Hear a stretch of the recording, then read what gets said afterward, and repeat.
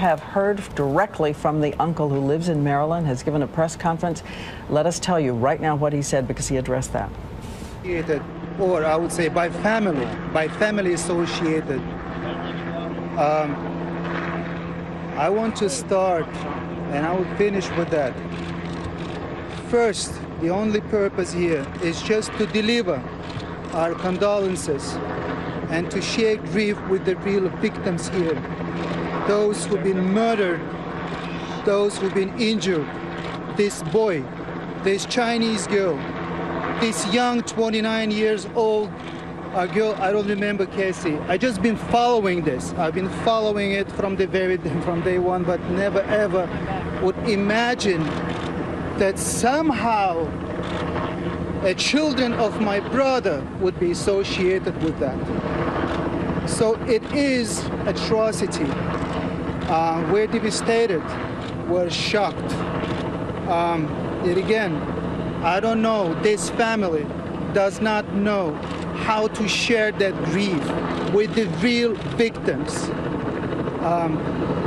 That's pretty much. When was the last time you saw them? I don't know. We've not been in touch with that family for a number of years. Pardon me? Did they live here? No, they never lived here. They never lived here. When's the last time you saw them? Last time I saw them was 2006.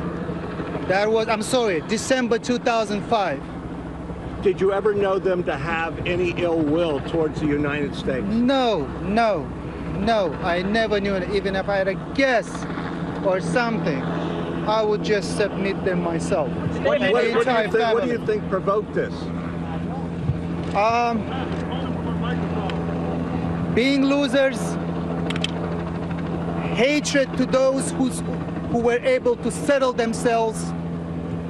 These are the only reasons I can imagine of. Anything else to do with religion, with Islam, it's a fraud, it's a fake. Did they have any military training at all? No, as much, again, I've seen them when they were kids. And any experience with guns or? I don't know. Sure, we've seen them only in 2005. We're Muslims, we're Chechens, we're ethnic Chechens. Do you have any kids who are close to them? Do you think that they got radicalized in any of the mosques in that area?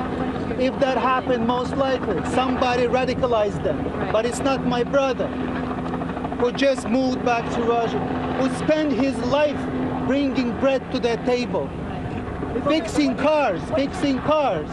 He didn't have time or chance or anything, option. He's been working. That's it. Can you move closer to the mics? Hold on. Can we get him closer to the I've not been. Can you move up? Take a step forward. I've not been in touch with my brother. No, I don't know anything about that. Again. You have children who are close to them? Huh? No, my family, it has nothing to do with that family. What do you think of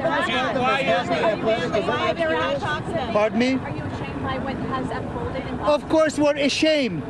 Yes, we're ashamed. They're children of my brother, who had little influence of them, honestly, as much as I know, who had little influence of them. Did he contact you? Had any contact with them? You had a falling out or anything?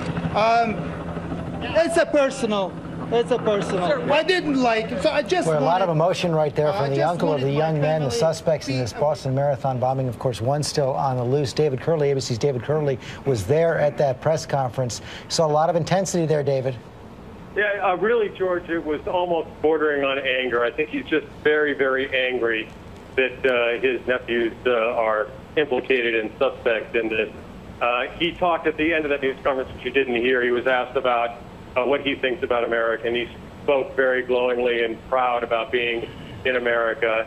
I didn't hear whether he talked about the whole thing. The father of the two suspects, who apparently is back in Russia now, he said his brother had fixed cars for years to put bread on their table. And I asked him near the end, he used that term losers in referring to his two nephews. And I asked him what he meant by that. And he was talking, I think, more generally that anybody who would do something like this were losers. And as I think you probably heard, he believes that somehow they self-radicalized.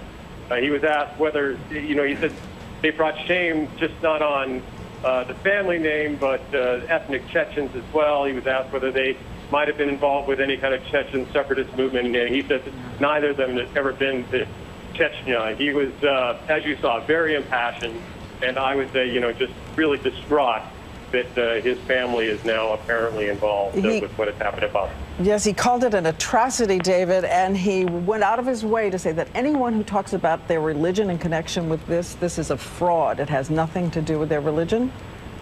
Yes, I mean, he is a Muslim, a proud Muslim, and his point is what you've heard from so many Muslims before, is that people who carry out things in the name of Islam in this violent way is a complete fraud. It has nothing to do with his religion.